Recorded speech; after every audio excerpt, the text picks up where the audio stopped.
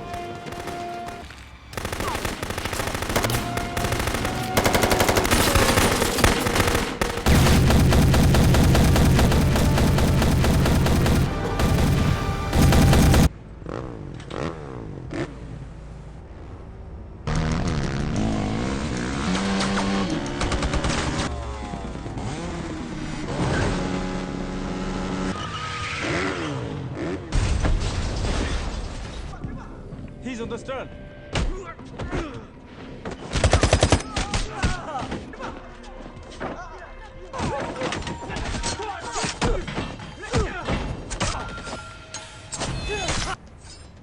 I'll have a look.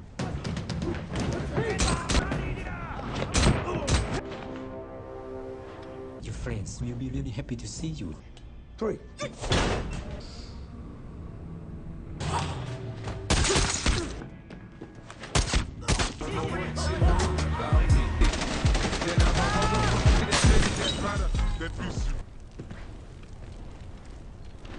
Oh shit, Bob!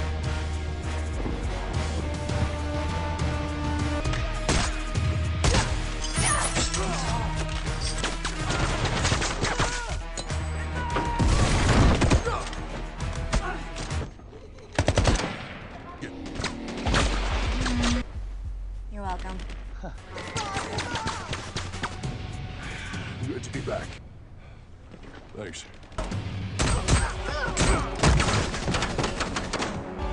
Hey, puta!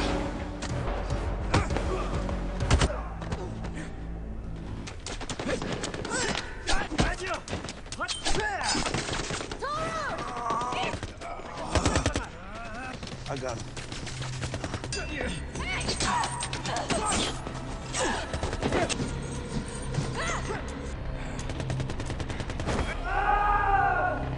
Ready for prisoner exchange.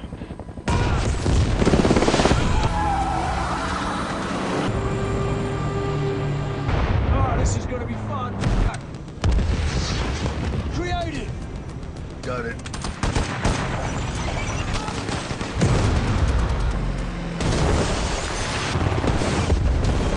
Grab the lead. Nah, take Gunner to Overwatch and pull.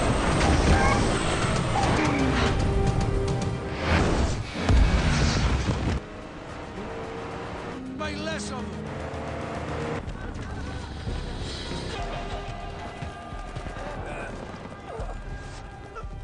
Tell me.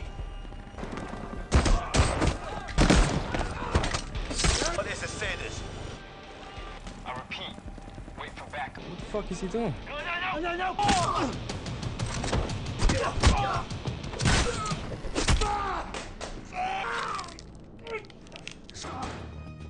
Sir, let's go. Load up! Rahmat's got the... What do you need, a CNI dog? Wonder, you might want to get that prescription too. Looks like we're making our entrance! Woohoo!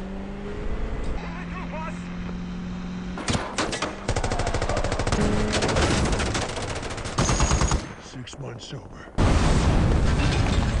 Can you lose them? Split up.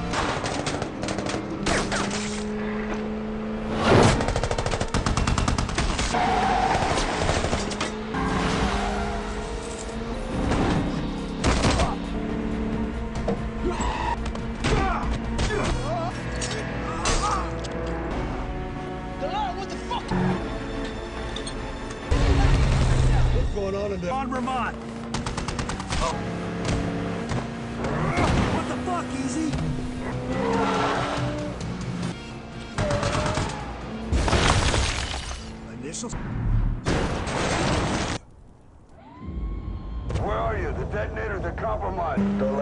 Leave with our Detonators. Get in, losers! We're going fire in the hole, fellas! Incoming!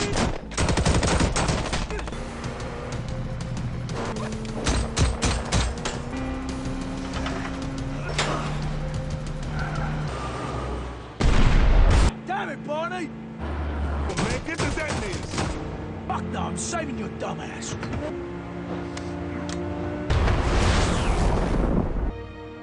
Nice work, man, but who...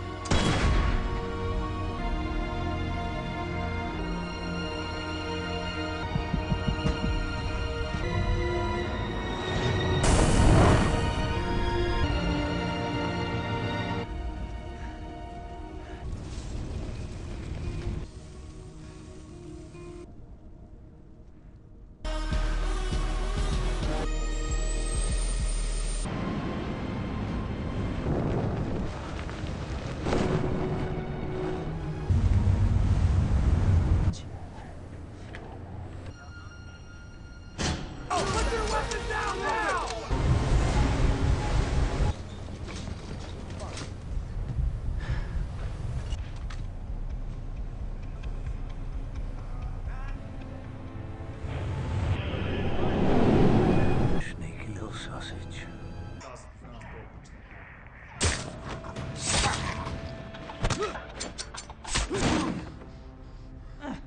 Where are my friends?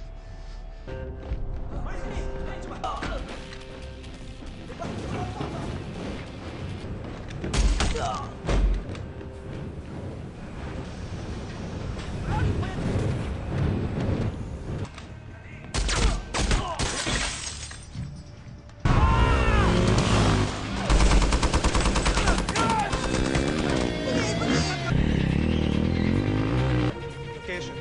corridor. Get to What?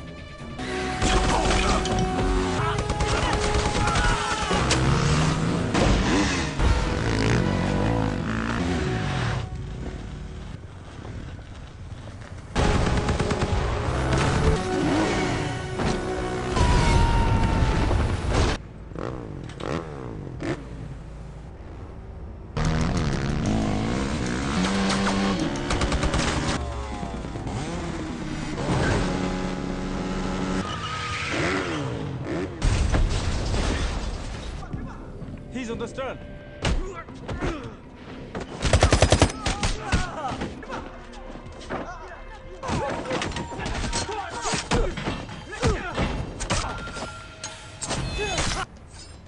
By the look.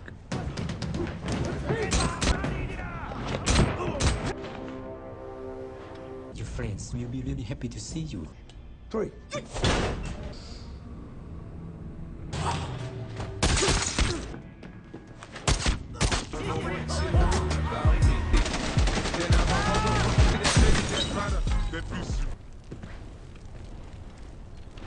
Oh shit, Bob!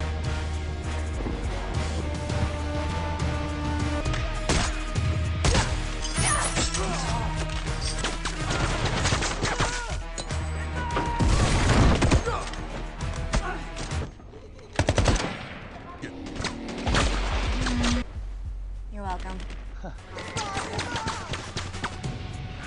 Good to be back. Thanks.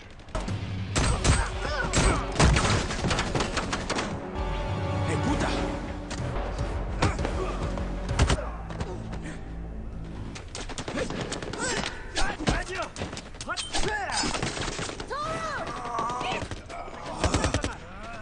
I got him.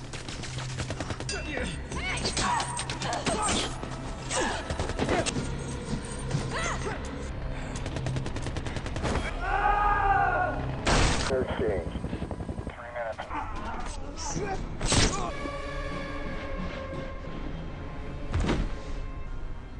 I see you like to play with. Come and get it, hero.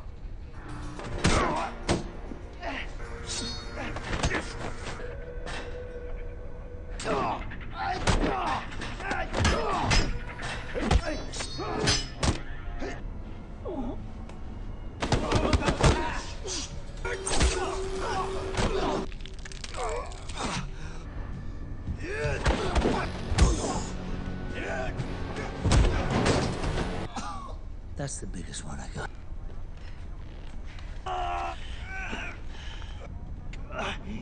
my bud.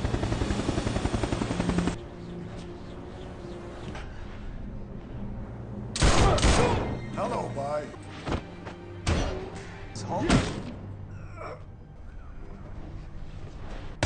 12 minutes.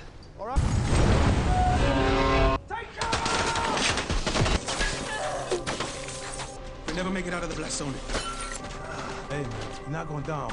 I got an idea. We can. What's that? Yeah. Gunner, give us.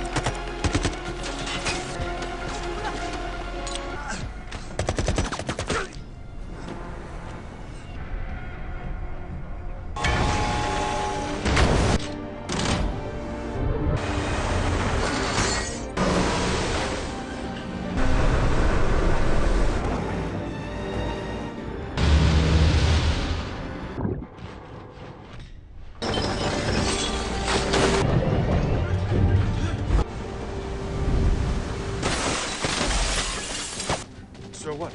The nuke is about a promotion.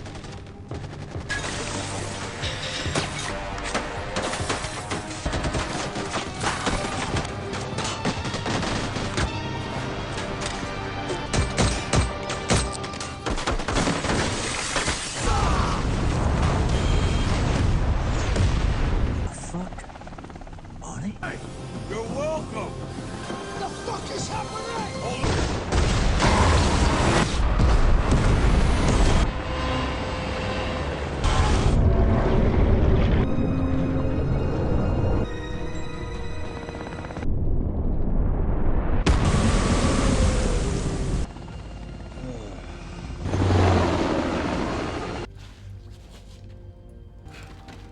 Come on, get my rifle.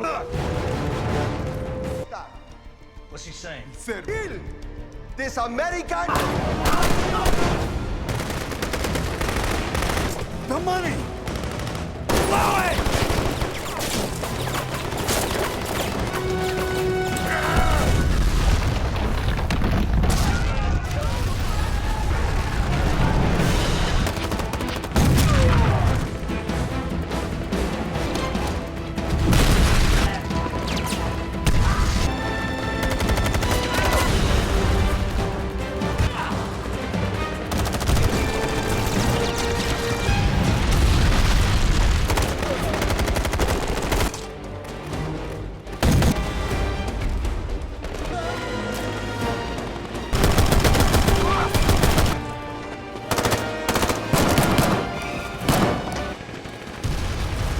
Let's go, come on.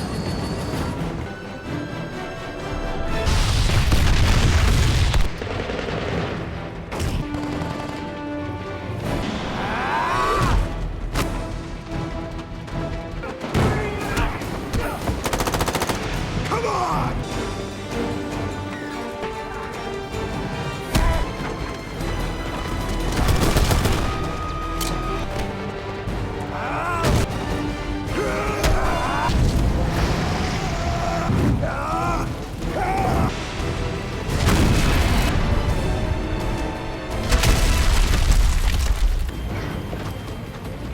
Hey! Let's do it!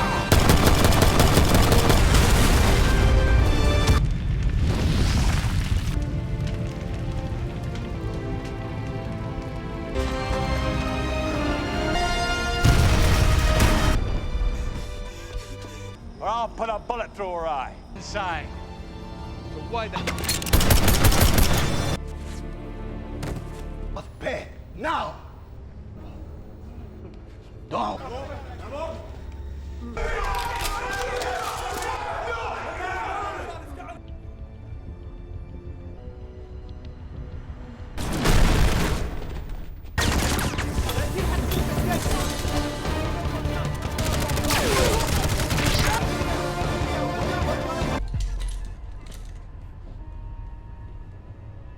Last chance. Let the hostage... I'll take the far on the left. Live on! I don't care! We'll see. You want the money? We'll let you go. It's good, Tank. Not polite enough.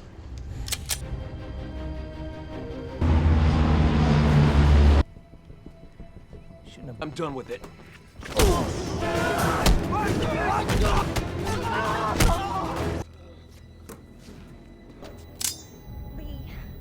Next time I'll deflate all your balls. I'm not perfect. For your family, right?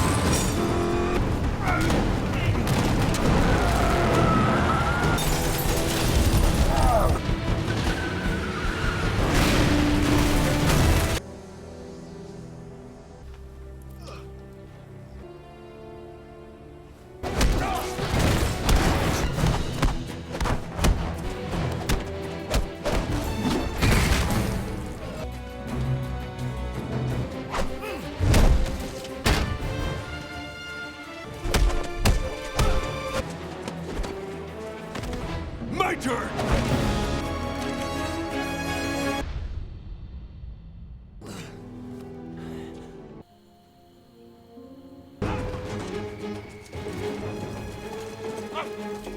¿Qué haces aquí? Venhos de Vilena. ¡Tu fuerza divertida! Hey! Run!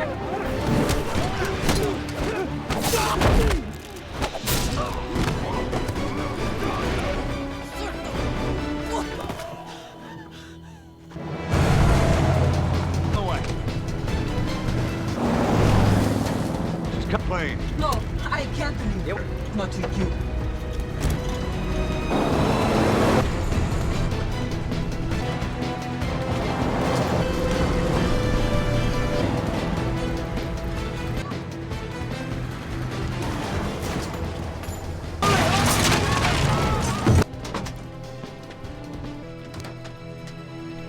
You go.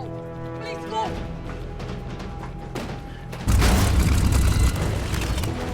You look nervous.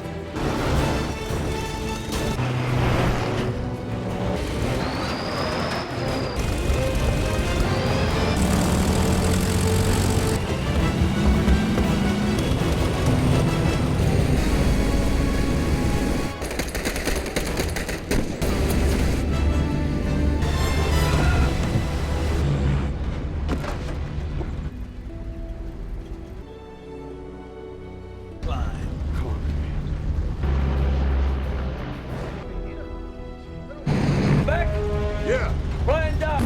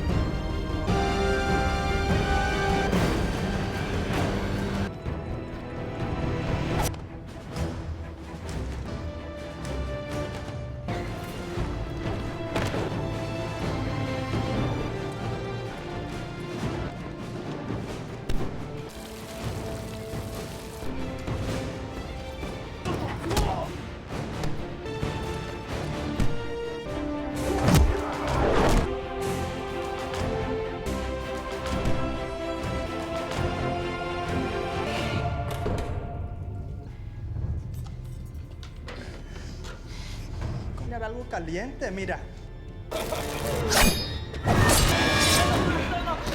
Nobody's gonna hurt you. Get your move. What? 10 minutes.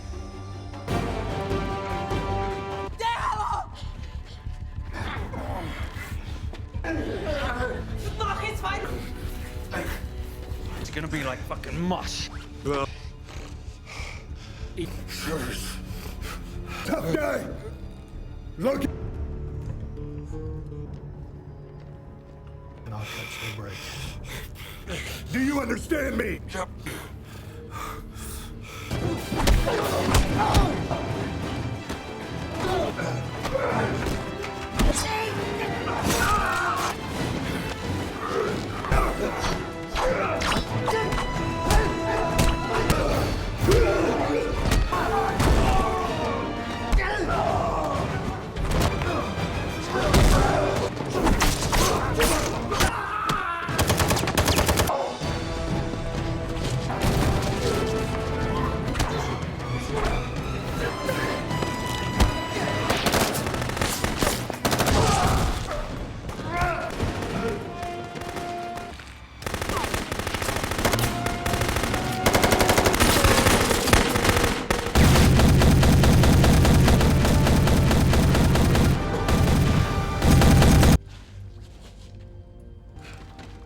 Come on, get my rifle.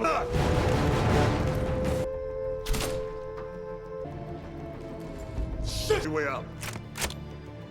Quieren matar a este país. Perdóname. What's he saying? Said Kill this American. The money! Blow it!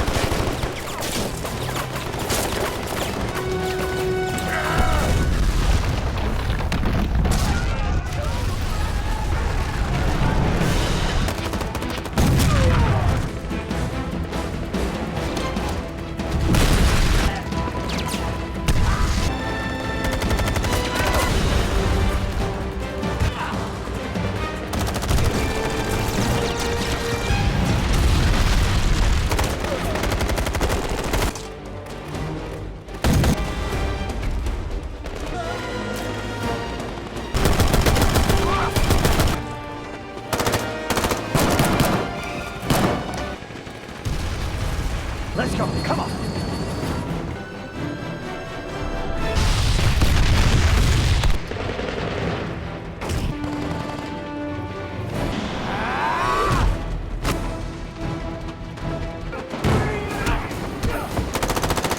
Come on!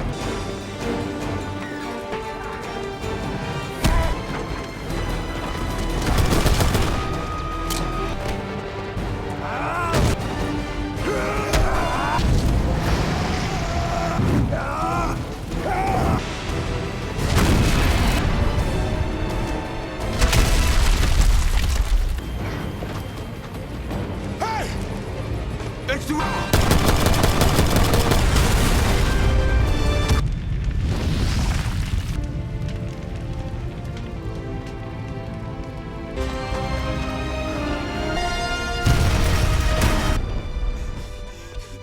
Or I'll put a bullet through her eye. Tied you, didn't they? I'm stupid to surrender to the agency. And then they wanted me out. What? And what about me and you? Inside. So why the... Hey guys, today we're diving headfirst into the explosive world of the Expendables from 2010. Get ready for a testosterone-fueled ride filled with familiar faces, improbable stunts, and more explosions than a 4th of July fireworks factory. We're talking about a lineup that reads like a who's who of 80s and 90s action royalty, brought together for one last, glorious hurrah. It's like your favorite childhood action figures decided to unionize and go on an epic mission. So buckle up, because we're about to break down every punch, every quip, and every gratuitous slow-motion shot. If you had a good time with this, a like and a subscribe is a free way to help me keep making more. Our journey kicks off with a bang, literally, as we find the Expendables deep in the heart of Somalia. Rescuing some hostages from a particularly nasty group of pirates. Barney Ross, played by the ever-stony Sylvester Stallone, leads the charge, looking as if he's just woken up from a pleasant nap only to find himself in a gunfight. Christmas, Jason Statham's character is, of course, doing what he does best, making knife throws look like an Olympic sport. The pirates, bless their hearts, are completely outmatched. They're firing their aches with all the accuracy of a stormtrooper, while our heroes are picking them off with surgical precision. It's less a battle and more a highly efficient extermination.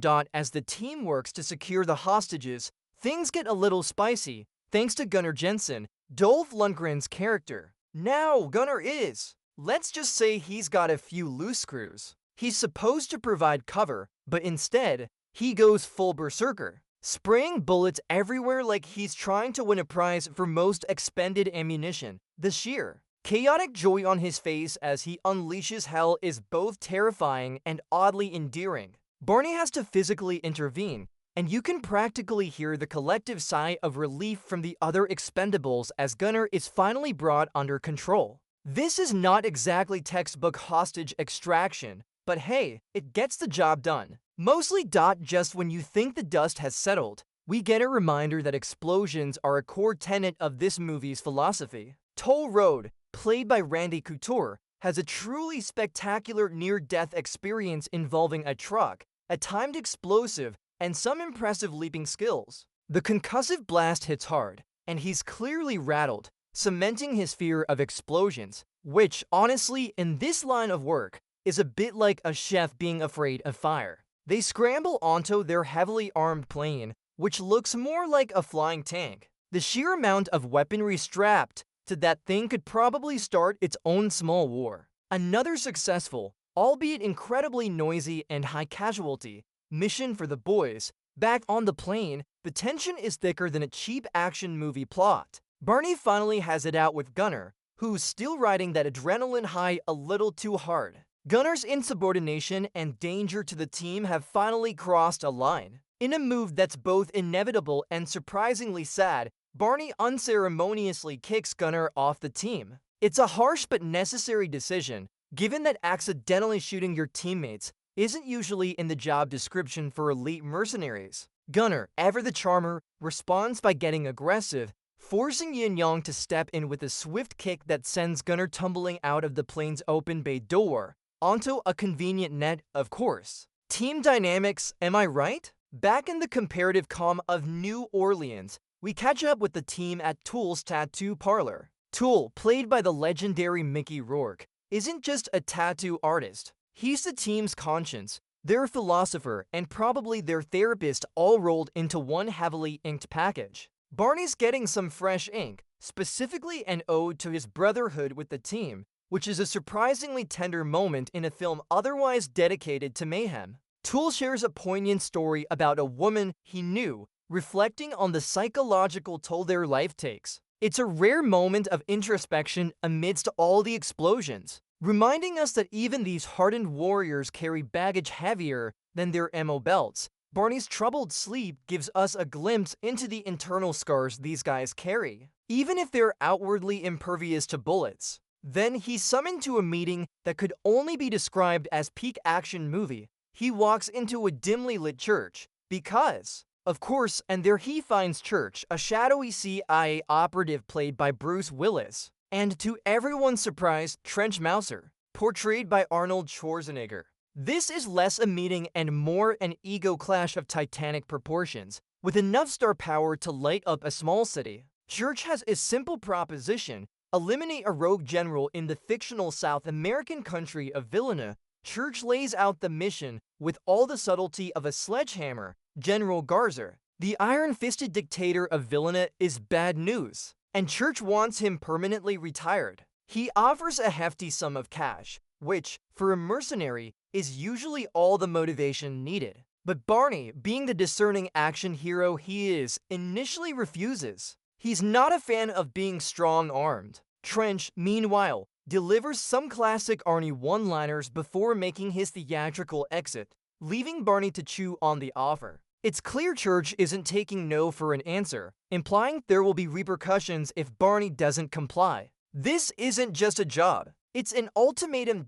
After some serious brooding, because what's an action hero without a good brood? Barney finally agrees to Church's terms. It's less about the money and more about the or else implied in Church's tone, plus a glimmer of moral obligation, perhaps. He and Lee Christmas quickly gear up, preparing their iconic seaplane, the little Nelly of modern marks, for a scouting trip to Vilena. This isn't their usual smash and grab. They're going in quietly first, which is a testament to how seriously Barney takes Church's veiled threats. Or maybe he just fancies a scenic flight over a tropical paradise before the fireworks start. Our dynamic duo, Barney and Christmas, make a textbook covert insertion into Vilena, navigating the dense jungle like it's their backyard. They eventually reach a small, impoverished village where they meet Sandra, their local contact. She's a strong, principled woman, clearly burdened by the suffering of her people under Garza's regime.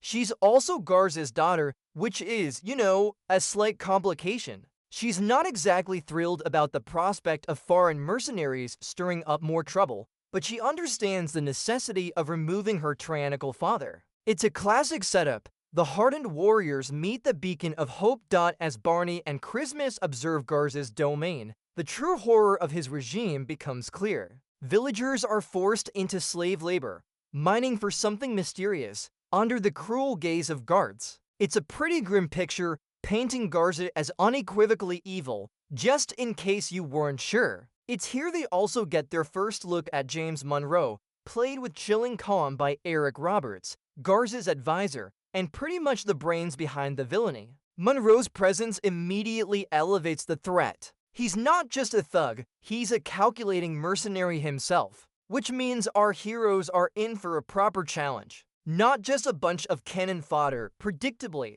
their cover is blown because in these movies, secrets have a shorter shelf life than a pint of milk. In July, Monroe's goons burst into Sandra's hut, turning what was supposed to be a stealthy recon mission into an immediate, chaotic firefight. Barney and Christmas switch from observation mode to bullet ballet mode faster than you can say expendable. The cramped quarters make for intense close-range combat, with Christmas's knives flashing and Barney's pistol spitting lead. Sandra, caught in the middle, shows surprising resilience, helping them navigate the mayhem. It's a scramble to survive, and the sound of gunfire echoes through the village.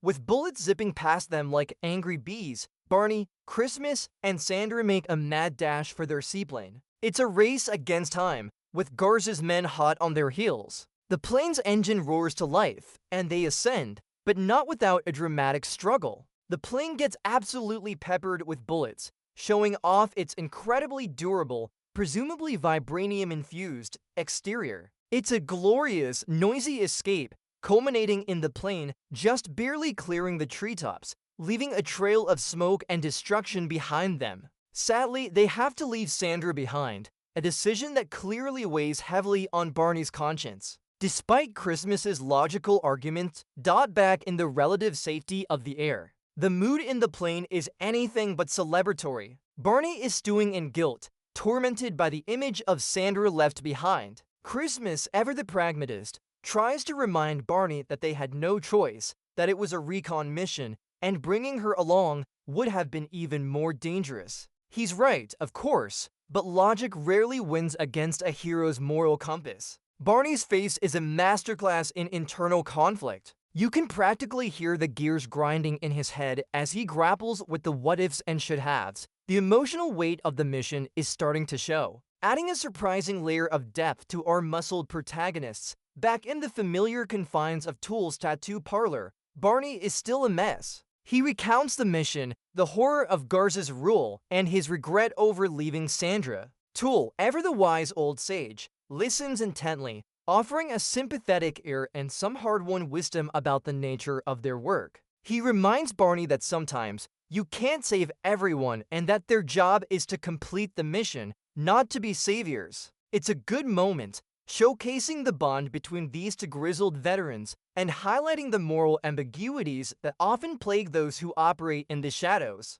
The clatter of tattoo needles provides a rhythmic, almost meditative, backdrop to their conversation while Barney's dealing with his conscience. Yin Yang, Jet Li's character, is dealing with his own frustrations. He feels undervalued and underpaid, especially given his unique skill set in hand-to-hand combat. He's also not thrilled with the team's constant bickering and the lingering tension from the Gunner situation. He makes it clear that he's considering other options, which, for a mercenary team, is like a Brister threatening to go to Starbucks. It's a big deal. His quick, sharp movements during his training reflect his agitated state. The team, for all its brotherhood, is starting to show cracks under the pressure. Suggesting that even hardened marks have their limits, we get a brief reprieve from the action to check in with Lee Christmas and his girlfriend. Lacey, their relationship is, predictably, a bit of a roller coaster. Strained by Christmas's dangerous profession and his inability to commit fully,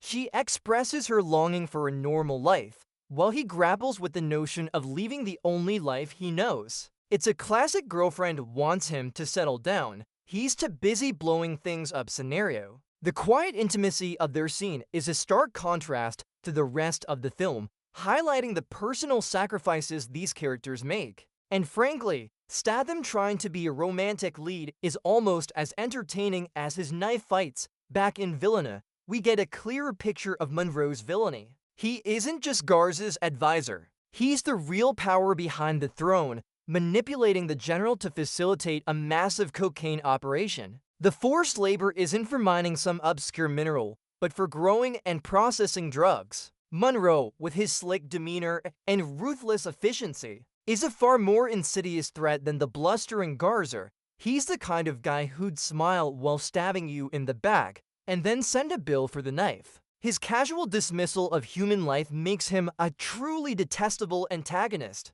pushing the story into darker territory after staring at a map for what feels like an eternity. Barney has a moment of clarity, or perhaps extreme stubbornness. He can't shake the image of Sandra, nor his guilt. He decides that rules be damned, church be damned, he's going back for her. This is a crucial turning point, moving the plot from a simple assassination mission to a personal rescue. It's a classic hero's journey beat, the protagonist choosing the morally right, albeit dangerous, path.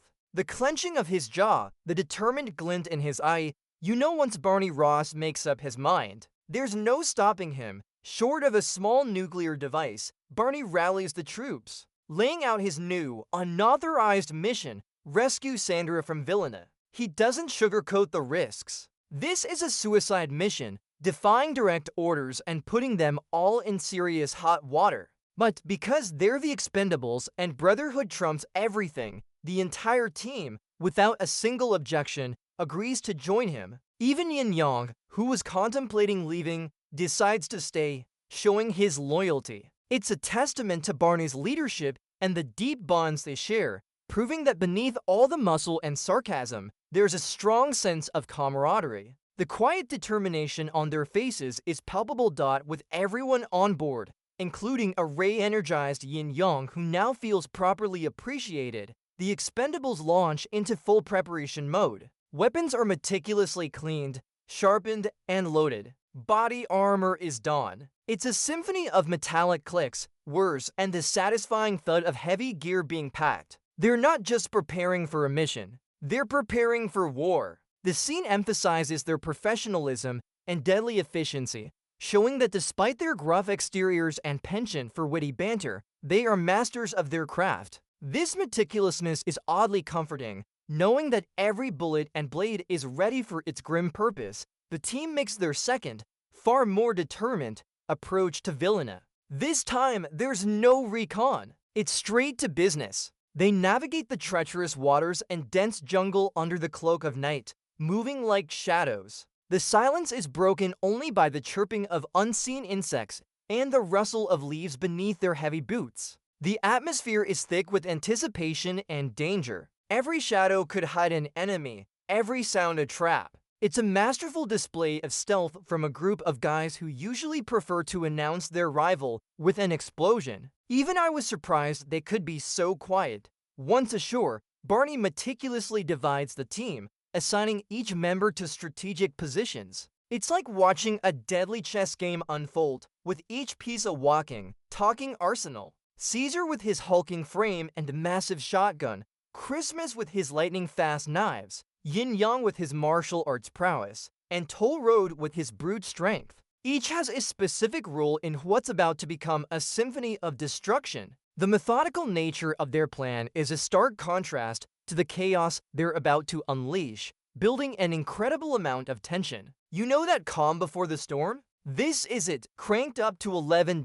And then it begins. The first explosion rips through the night, a thunderous crack that signals the start of the Expendables' glorious rampage. It's not just an explosion, it's a declaration of war. What follows is pure, unadulterated mayhem. Bullets fly, bodies drop, and the air fills with the metallic tang of gunfire and the guttural shouts of men. Our heroes move with brutal efficiency, a whirlwind of fists, knives, and lead.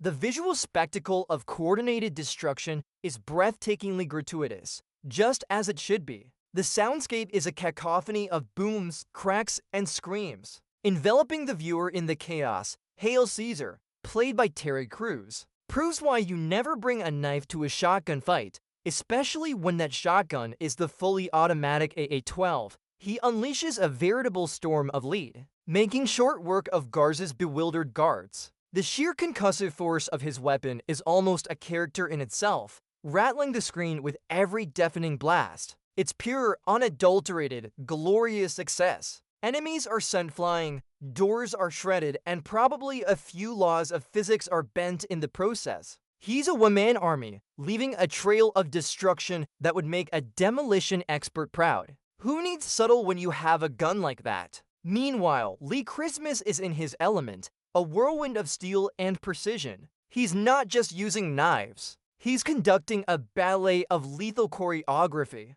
Every throw, every slash, every parry is executed with a fluidity that almost makes you forget he's, murdering people. The sound of his blades whizzing through the air, followed by a sickening thud, is wonderfully visceral. He weaves through the chaos, a phantom of death, proving that sometimes the quietest kills are the most effective. It's a beautiful, brutal display of practical combat skills. A refreshing change from the endless barrage of bullets. Though we still get plenty of those. Barney, laser-focused on finding Sandra, carves his own path of destruction through the compound. He's a force of nature, moving with a grim determination that transcends mere efficiency. Every headshot is precise, every hand-to-hand move impactful. He doesn't waste motion, he simply eliminates obstacles. The crack of his pistol is a constant refrain, punctuating the larger symphony of explosions and screams. You can feel the sheer physical effort in every punch,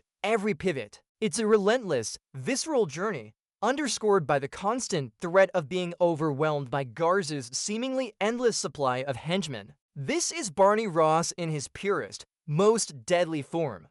Monroe's forces, unlike Garza's ragtag army, are actually competent. They mount a fierce counterattack, pushing back against the Expendables. The clatter of their automatic weapons and the thud of their tactical gear create a more professional, organized sound of warfare, contrasting with the earlier chaos. Our heroes are forced to adapt, using cover and coordinating their movements to avoid being overrun. It's a nail-biting exchange, showcasing the tactical prowess of both sides. Monroe watches from a safe distance, his cold, calculating gaze confirming he's enjoying every second of the bloodshed. A truly despicable villain if there ever was one. As the battle rages, Monroe orchestrates the ultimate betrayal. He turns his own men, led by the hulking Payne, against Garza's remaining loyalists. Garza, completely blindsided, watches in horror as his empire crumbles from within. Monroe, with a chilling calmness, explains that Garza has outlived his usefulness and that the drug operation is now solely his. The crack of a pistol as Monroe's men eliminate Garza's last defenders is sharp and decisive. It's a brutal, cold-blooded display of power, proving Monroe is a master manipulator, not just a hired gun. Garza's horrified expression is priceless. The poor guy never saw it coming. Meanwhile, Lee Christmas finds himself in a truly grueling brawl with Payne, Monroe's towering, incredibly strong enforcer. This isn't a graceful knife fight. This is a street brawl, full of heavy thuds, grunts, and the sickening sound of bone meeting flesh. Payne is a relentless, animalistic force, and Christmas, for all his agility, is clearly outmatched in raw power. The choreography is brutal and impactful, emphasizing the sheer physical toll of the fight. Every blow lands with a visceral impact that makes you wince, and you genuinely start to worry if Christmas will make it out of this one in one piece. This guy definitely skipped leg day to focus on punching.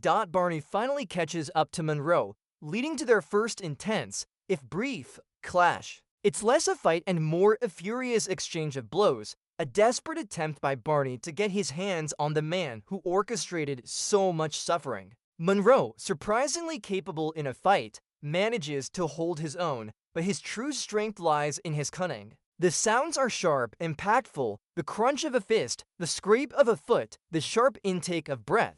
This initial encounter serves as a tantalizing preview of the ultimate showdown, confirming that these two are destined for a proper, climactic battle. General Garza, now fully aware of Monroe's treachery and with his own forces decimated, finds himself cornered. In a moment of desperate pride, he attempts a futile last stand. It's a brief, pathetic display of defiance, quickly extinguished by Monroe's ruthless mercenaries. The rapid crack of multiple automatic weapons seals his fate. His downfall is a grim reminder that in this world, even dictators are expendable when a bigger, badder villain comes along. The satisfying thud of his body hitting the ground is the sound of tyranny briefly silenced, albeit by an even worse tyrant. Now for the main event. The Expendables lead Monroe's pursuing forces onto a strategically booby-trapped bridge. This isn't just any bridge. It's a bridge designed to explode with maximum cinematic flair.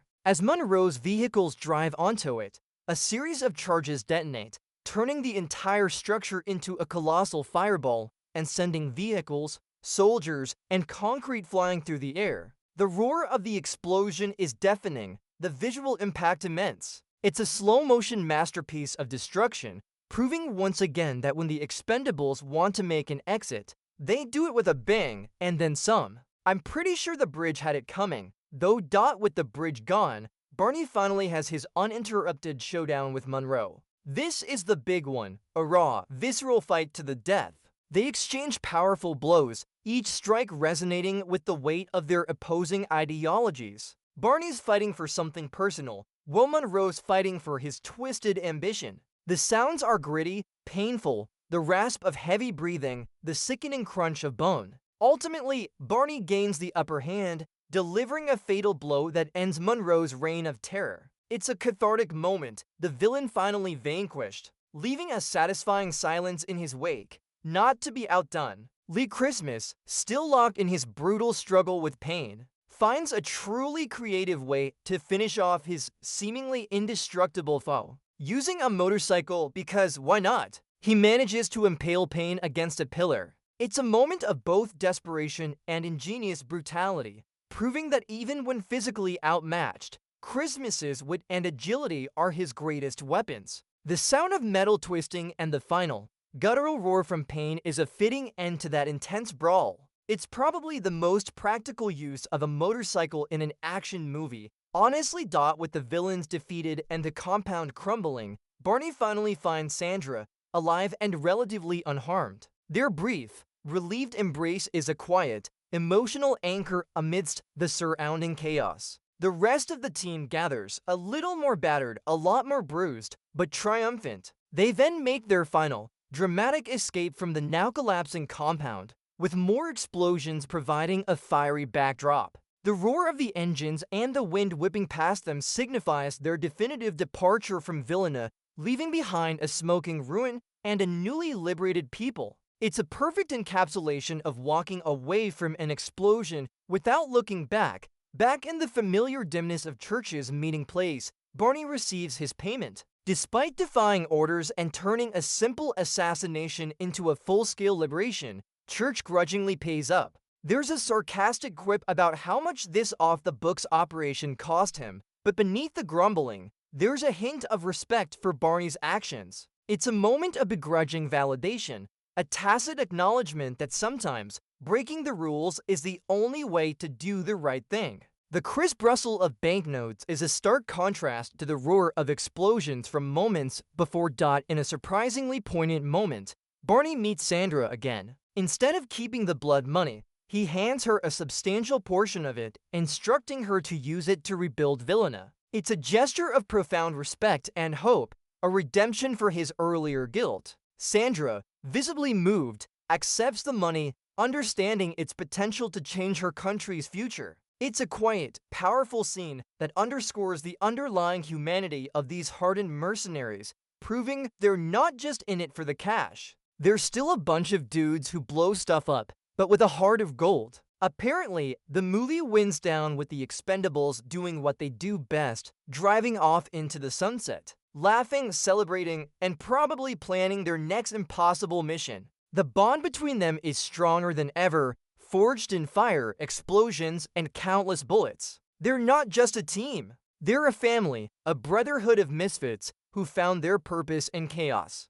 It reminds us that even in a world full of cynical mercenaries, there's room for honor, loyalty, and a whole lot of gratuitous violence. They know they're expendable, but together, they're unbreakable.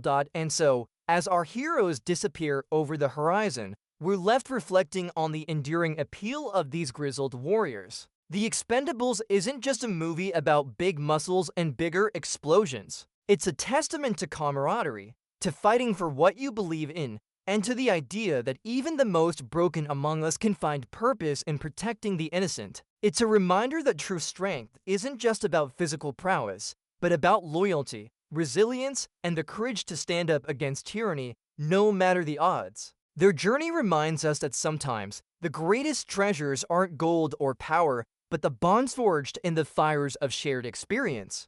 Hey guys, today we're diving headfirst into the explosive world of Expend4bles, the latest installment in the saga of humanity's most over-the-top, perpetually armed geriatric action heroes. We're talking more firepower than a small nation, more muscles than a bodybuilder convention, and enough one-liners to fill a stand-up special. Get ready for a high-octane ride that dials up the absurdity to 11, and then probably blows up the dial itself. This is a passion project for me, and a like or a subscribe is the best way to show your support. So if you're on board, join the crew. If not, thanks for watching anyway. The film kicks off with the OG crew, Barney, Lee Christmas, Gunner, Toll Road, and Easy Day, gearing up for a mission in Libya. Their target? A mercenary named Swardo, who's planning to steal nuclear detonators for a mysterious terrorist known only as Ocelot. Barney, ever the grizzled leader,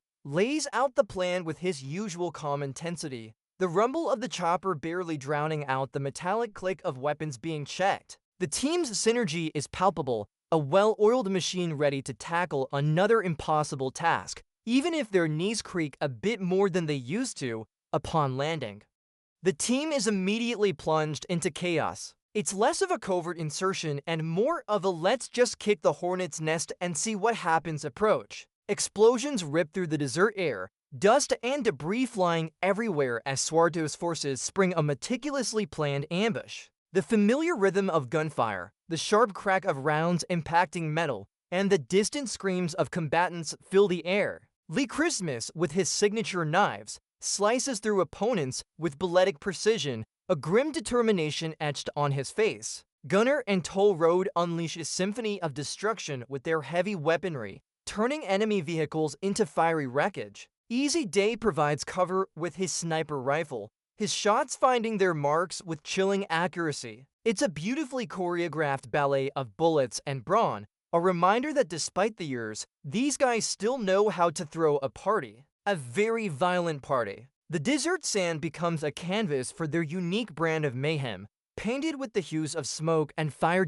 In the thick of the firefight, things get complicated. Swarto and his men manage to get their hands on the nuclear detonators because, of course, the bad guys always get a head start. Lee Christmas, always a maverick, breaks off from the main team to pursue them solo on his motorcycle. He weaves through the chaotic streets of what appears to be a very poorly maintained Libyan marketplace, narrowly avoiding vendors and their unlucky wares. The sound of his roaring engine is punctuated by the occasional clang of metal. He clips a stall or two. It's a chase scene straight out of an old-school arcade game, with Christmas expertly navigating obstacles, all while still dispatching enemies with casual efficiency. His knives are a blur, his movements fluid and deadly. The objective is clear: retrieve those detonators, no matter how many fruit stands or ceramic pots get annihilated in the process. The stakes are global, but Christmas's focus is laser sharp.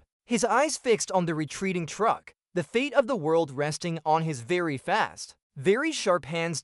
As Christmas closes in, Barney decides to provide some air support. Swooping in with a small, seemingly indestructible plane, he unleashes a barrage of gunfire, attempting to neutralize Swarto's vehicle. However, Swarto, proving himself to be more than just a typical henchman, manages to fire back, hitting Barney's plane with a well-aimed shot. The plane immediately erupts into a spectacular fireball, a colossal explosion that lights up the entire sky and sends a shockwave through the air. The sound is deafening, a true testament to the movie's commitment to go big or go home pyrotechnics. Christmas watches in horror, a rare moment of genuine vulnerability flashing across his hardened face as he witnesses his best friend and mentor seemingly perish in the inferno. The metallic shriek of the plane's disintegration is sickening, and the subsequent silence, once the dust begins to settle, is even more profound. It's a gut punch and unexpected twist that leaves both the characters and the audience reeling.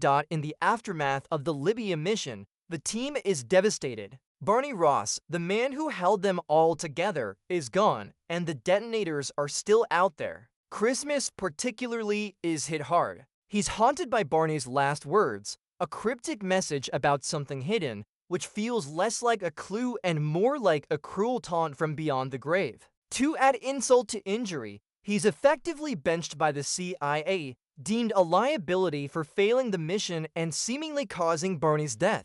We find him brooding in a dimly lit bar, the clinking of ice in his glass the only sound besides his heavy sighs. The weight of his guilt and the loss of his friend are palpable, a thick, suffocating blanket of despair. He's stripped of his signature knives, which for an expendable is probably worse than losing a limb. The metallic scrape of his boots against the bar floor echoes his inner turmoil. It's a rare moment of introspection in a franchise known for its relentless action, showcasing a deeper emotional toll on our heroes. Even if it's brief, with the world still teetering on the brink of nuclear disaster, the CIA decides it's time for some new blood because apparently, even Expendables can't fight forever, though they certainly try. Enter CIA Agent Marsh, a slick, no-nonsense operative who summons the surviving Expendables to a secret briefing. He introduces them to their fresh faces, Gina, a formidable operative, and Christmas's ex-girlfriend, who clearly has some unresolved issues. Lesh, a highly skilled martial artist with a penchant for flashy moves. Galen, a younger, enthusiastic fighter with some big shoes to fill. And finally, Mars, the resident tech and demolitions expert. The room crackles with an awkward tension, a clash of old-school grit and new-school flair. The older crew, still nursing their wounds both physical and emotional, eye the newcomers with a mixture of skepticism and a flicker of hope. The metallic hum of the air conditioning unit in the briefing room seems to mock the quiet unease. It's like watching your favorite rock band reluctantly accept a new, younger bass player. Change is in the air, and it smells faintly of impending explosions and forced camaraderie. Marsh gets down to business, explaining that the missing nuclear detonators are now in the hands of a ruthless terrorist named Rahmat, who is believed to be the elusive Ocelot. Rahmat is a shadowy figure known for his brutality and cunning, making him a prime candidate for a global threat. The mission is clear: retrieve the detonators and neutralize Rahmat before he can unleash nuclear devastation. The new team, eager to prove their worth, absorbs every detail, while the veterans, hardened by years of similar briefings, listen with a quiet intensity. The mission objective is projected holographically, depicting Rahmat's known whereabouts and operational tactics, all presented with the slick efficiency you'd expect from a government agency that's probably already tracking your browser history. The air in the briefing room feels heavy with the weight of expectation and the metallic scent of tension. It's time to put old grudges aside and focus on the bigger picture, stopping the end of the world, one explosive encounter at a time. The fate of millions once again rests on the shoulders of this rather motley crew. The team boards a transport plane, heading to a remote base in Thailand, which seems to be the preferred exotic locale for covert operations in every action movie ever made. During the flight, we get a glimpse into the complicated dynamic between Gina and Christmas. Their banter is sharp, laced with years of history and unspoken feelings, a stark contrast to the quiet hum of the plane's engines. It's clear there's still a spark, buried under layers of professional rivalry and past hurt. Meanwhile, Lash and Galen, the eager newbies, try to make sense of the veterans' gruff personalities and legendary reputations. Mars, the tech guy, is probably already hacking into the plane's entertainment system or something equally nerdy. The metallic rumble of the aircraft serves as a constant reminder of their journey, a journey that blends personal drama with global stakes. The beautiful aerial shots of lush Thai landscapes offer a brief, serene contrast to the impending chaos, a calm before the storm. This quieter moment is a chance to breathe before the bullets inevitably start flying again. Just when you thought the Expendables roster had lost a crucial member, the movie pulls a classic action flick move. Barney Ross is alive. Turns out his death was a clever ruse, part of a deeper, more clandestine operation. We see him in a shadowy back alley, the metallic clatter of distant city life barely audible, meeting with a contact, his trademark cigar firmly in place. He's been secretly tracking Rahmat, using his apparent demise as a cover to operate outside the official channels, probably because bureaucracy just gets in the way of proper explosive fun. He's been piecing together clues, a bit like a grizzled detective, but with more firepower and less tweed. The reveal is a welcome relief, like finding that your favorite snack wasn't actually eaten by your roommate. The quiet intensity of his movements, the almost imperceptible rustle of his leather jacket, speak volumes about his unwavering dedication. It's a testament to his character that even in death, he's still working to save the world, probably while muttering about how everyone else is doing it wrong. Meanwhile, Rahmat, unaware that Barney is playing a very elaborate game of peekaboo, is busy at his desolate factory hideout, preparing the detonators. The scene is grim, industrial, and filled with the low hum of machinery and the metallic clang of tools. He's a truly menacing figure, exuding a quiet menace that suggests he's not just a pawn in a bigger game. He speaks to his underlings with a cold, calculated tone, his words punctuated by the occasional clatter of equipment. His motives are still shrouded in mystery, but his intent to cause widespread destruction is abundantly clear. The stakes are raised and the clock is ticking not just for the detonators, but for the entire world, which is about to get a rather rude awakening. The visual of the cold, impersonal machinery against the chilling reality of nuclear weapons creates a palpable sense of dread. Rahmat's quiet confidence suggests he has a plan B, C, and probably an entire alphabet of backup plans. The new and old Expendables team infiltrates Rahmat's factory complex, moving like ghosts through the shadows, the metallic scent of stale oil and industrial grime hanging heavy in the air. The initial approach is surprisingly stealthy, a rare moment of quiet before the storm. But as with all Expendables missions, stealth is more of a suggestion than a strict rule. Soon enough, an alarm blares, shattering the silence, and the factory explodes into a symphony of gunfire and shouts. It's a classic Expendables ambush scenario, or perhaps a classic Expendables we forgot to check for that one guy with the tripwire scenario. Gina and Lash display their impressive combat skills, their movements fluid and brutal, a whirlwind of fists and feet. Galen, eager to prove himself, charges into the fray with youthful exuberance. The metallic crack of gunfire echoes off the factory walls, mixing with the satisfying crunch of bones and the occasional grunt of a defeated foe. It's a beautifully choreographed mess, a testament to the team's ability to turn any situation into a high-octane brawl, while the main team is busy creating a glorious ruckus. Christmas, still somewhat on the outs but always a key player, finds a way back into the fight, armed with a fresh set of knives. He's a one-man wrecking crew, a blur of motion and sharp edges, taking on multiple guards with lethal grace. The metallic chic of his knives piercing fabric and flesh is a chilling sound. He's trying to reach the detonators, believing he can make up for his past perceived failures. His movements are precise, every strike calculated, a whirlwind of controlled violence. It's a poignant display of his determination, fueled by grief and a desire for redemption. The crack of bone, the muffled thud of bodies hitting the ground, and the sharp hiss of his breath as he exerts himself all contribute to the visceral intensity of the scene. He's not just fighting enemies. He's fighting his own demons, attempting to carve a path to absolution through sheer force of will and very sharp objects, just as the team seems to be gaining the upper hand.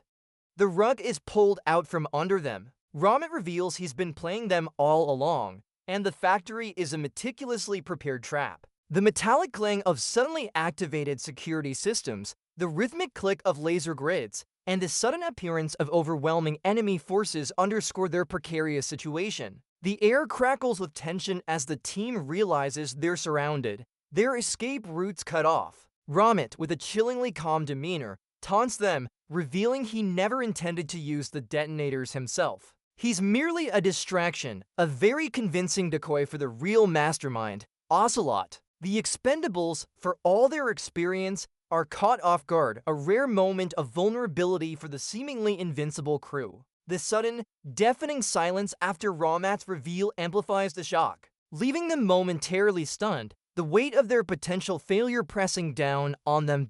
And here comes the big reveal. The twist that makes you go, of course. It was so obvious, or was it? CIA Agent Marsh, the man who supposedly assembled the new team and briefed them, dramatically sheds his skin, or rather, his elaborate disguise, revealing himself to be the real Ocelot. The metallic snick of a zipper or the almost imperceptible rustle of a latex mask as it's pulled away heightens the moment. He's been manipulating the Expendables, using them as unwitting pawns in his grand scheme to spark a global conflict for reasons that are probably supervillain-wide and complicated. The air fills with gasps of disbelief from the team, and probably a few groans from the audience who saw it coming a mile away. His voice, once calm and authoritative, now drips with sinister satisfaction. It's a classic betrayal, delivered with all the dramatic flair of a Bond villain. The clench of fists, the gritted teeth of the Expendables,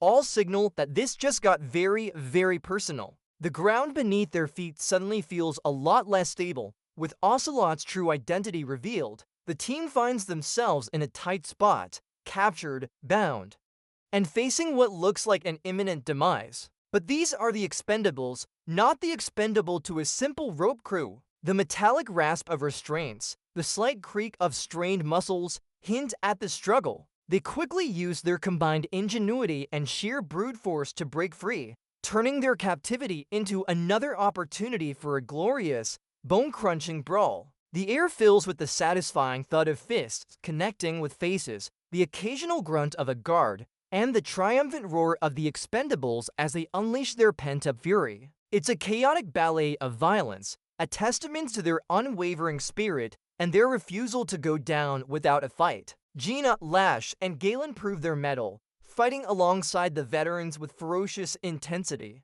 The metallic scent of blood and sweat hangs heavy in the air. This isn't just an escape. It's a declaration of war against their betrayer. The clatter of falling bodies and the distant alarm bells serve as a soundtrack to their defiant resurgence, just when all hope seems lost, and the team is surrounded by an overwhelming number of Ocelot's goons. A familiar roar echoes through the factory. The metallic screech of tires, the roar of an engine, and then, with a thunderous crash, Barney Ross bursts through a wall on his motorcycle, a literal deus ex machina on two wheels. He's back, baby! His entrance is nothing short of iconic, a glorious display of defiance and perfectly timed heroism. The sound of splintering concrete and twisted rebar mixes with the frantic shouts of enemies. He wastes no time, immediately plunging into the fray, his weapons blazing, his presence reigniting the team's morale. The sight of their presumed dead leader, cigar in mouth and a glint in his eye, is all they need.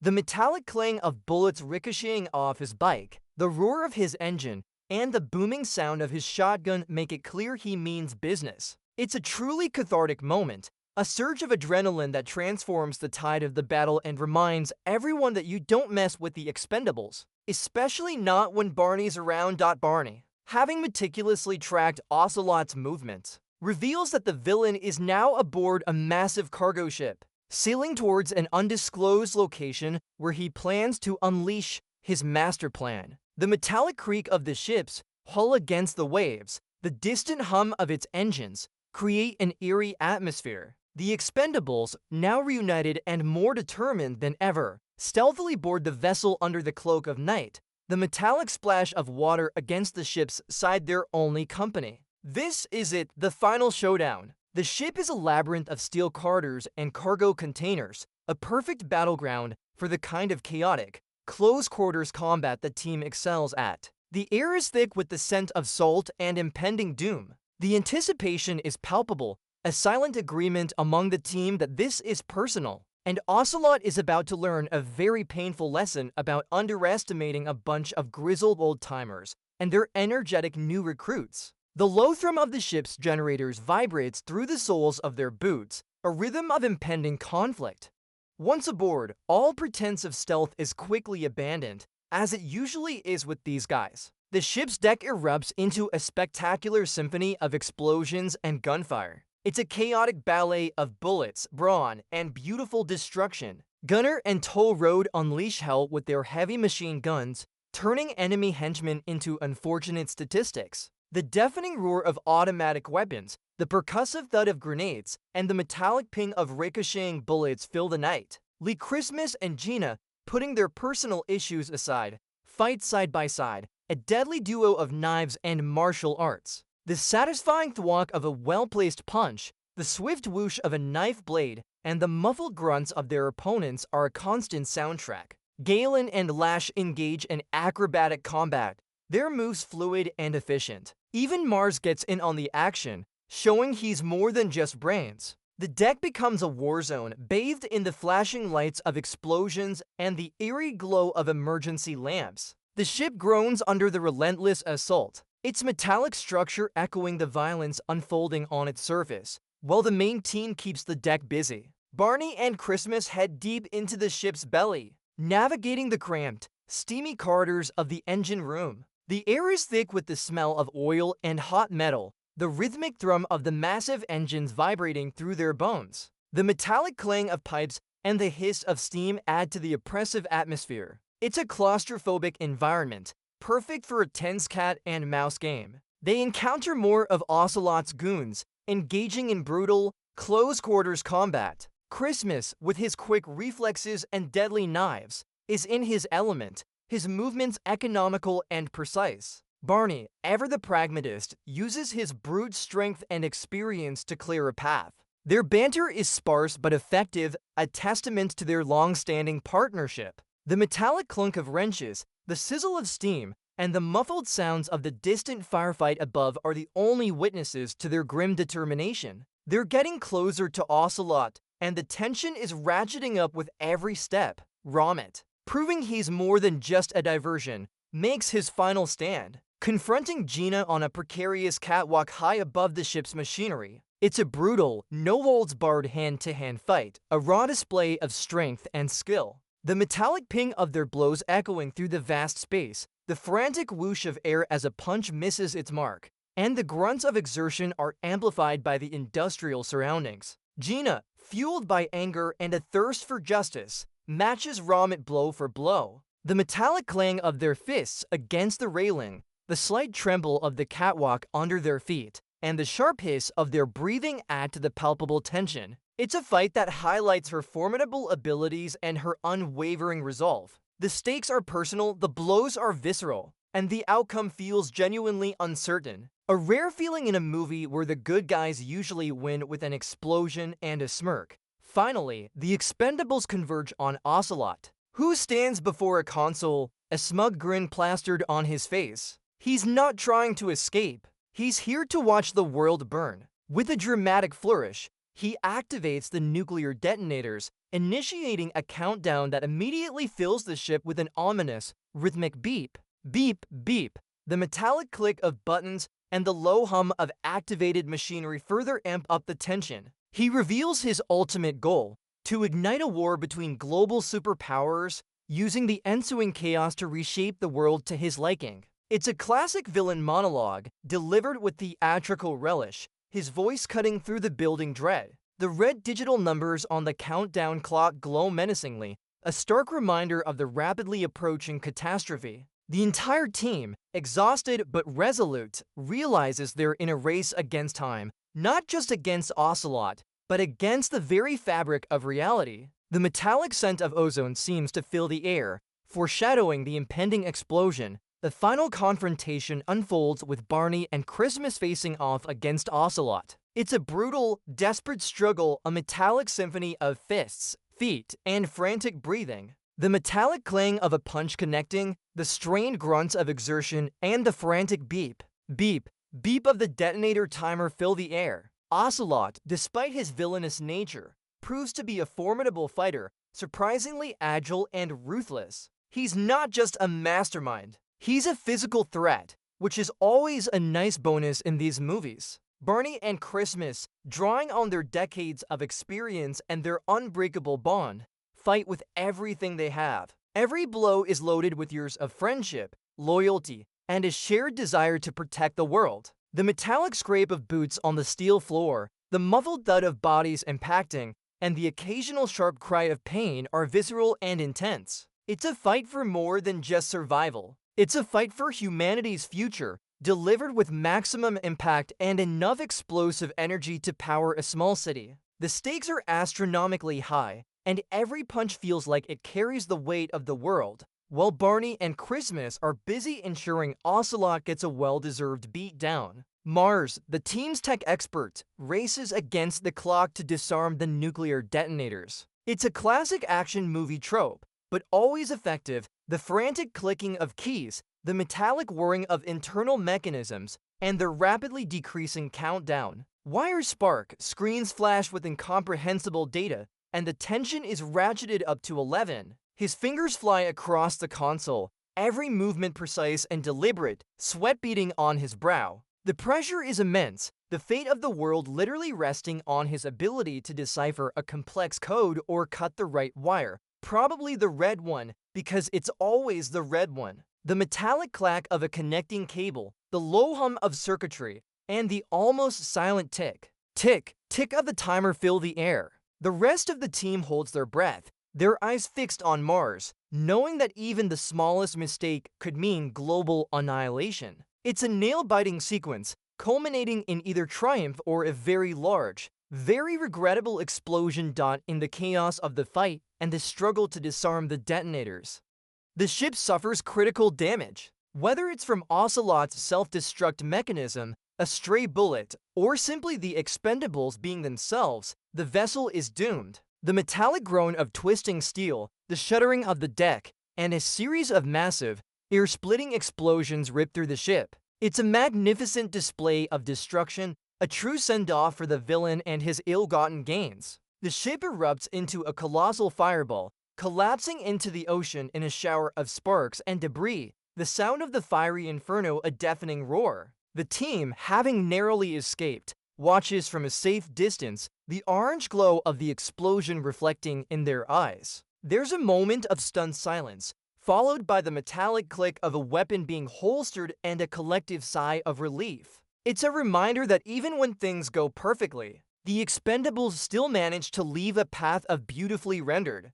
thoroughly satisfying destruction in their wake. With the world saved again and Ocelot neutralized, the Expendables gathered to lick their wounds and, more importantly, celebrate their victory. Barney, cigar in hand, shares a knowing look with Christmas, a silent acknowledgement of their enduring partnership and the sheer audacity of their survival. The metallic clink of glasses, the easy laughter, and the gentle roar of an unseen ocean in the background create a sense of calm after the storm. The new recruits, now fully initiated into the chaotic family, have earned their stripes, their faces bearing the scars of battle and the pride of accomplishment. Gina and Christmas share a moment that hints at a rekindled spark, suggesting that even in the midst of global peril, love finds a way. Or at least a very strong will they, won't they dynamic. The scene is a testament to their unbreakable bond, a found family united by bullets, explosions, and an unshakable commitment to saving the world. Usually with a good deal of sarcasm and heavy artillery, the camaraderie is palpable, a warm contrast to the cold steel and fire they've just endured. As the sun sets on another saved world, Barney Ross takes a long drag from his cigar, a twinkle in his eye, and perhaps a subtle wink at the camera. It's the kind of moment that reassures us that no matter how many times they save the day, no matter how many explosions they walk away from, the Expendables will always be there, ready for the next impossible mission. The metallic click of a lighter, the gentle puff of smoke, and the distant sounds of ocean waves provide a serene backdrop. Their journey isn't just about the explosions and the one-liners. It's about the resilience of friendship, the enduring spirit of heroism, and the fact that sometimes you just need a bunch of grizzled action legends to blow stuff up to make the world a better place. The film closes, leaving us with the comforting thought that somewhere out there, Barney and his crew are probably already gearing up for their next ridiculously dangerous, utterly explosive adventure. It reminds us that even heroes need a hobby, and theirs just happens to involve saving the world with extreme prejudice.